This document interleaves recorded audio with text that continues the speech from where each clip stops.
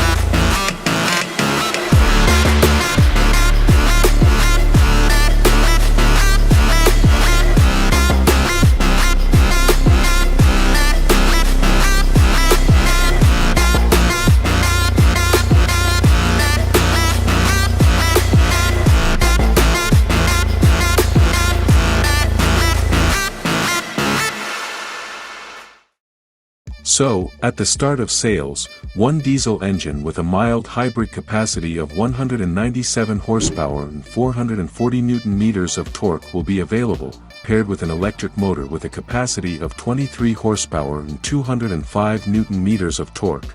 The drive will be available both rear and full.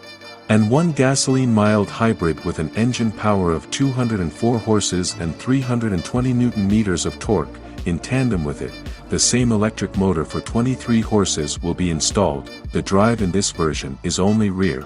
Two hybrid versions will also be offered, 300e with a total power of 308 horses and 550 Nm of torque. Both rear-wheel drive and all-wheel drive, and 400s with a total power of 375 peppy horses and 650 Nm with no alternative all-wheel drive. Suspension for all versions is 4-lever front with gas shock absorbers, 5-lever rear. For a surcharge, an improved rear-wheel steering system will be available. Now they can turn by 4.5 degrees. With its dimensions of 4,949 mm in length, 1,880 mm in width and 1,468 in height, the wheelbase has increased by 2 cm compared to the previous generation, which should affect the ride and comfort of rear passengers. Trunk volume is 540 liters. Since Mercedes plans to switch to electric vehicles in the future, they decided to make this transition more smoothly so as not to shock their European buyers with an already shaken psyche. And in order to make the transition not so conspicuous, Mercedes is slowly introducing elements from its electric versions into more traditional models, so to speak. For example, in the new E-Class, the front grille is made in the style of the ECU models, which visually makes it similar to electric vehicles from Mercedes. Well, in general, what can I say, the design of the new E-Class, frankly, was a success and it looks just bomb. But the main changes have touched of course the cabin and its electronic component. Mercedes actively continues to introduce digital innovations into its models. This is noticeable literally in everything from the icons on the displays, which are now almost no different from the icons on your smartphone, to the introduction of digital keys that can synchronize with your iPhone or iWatch.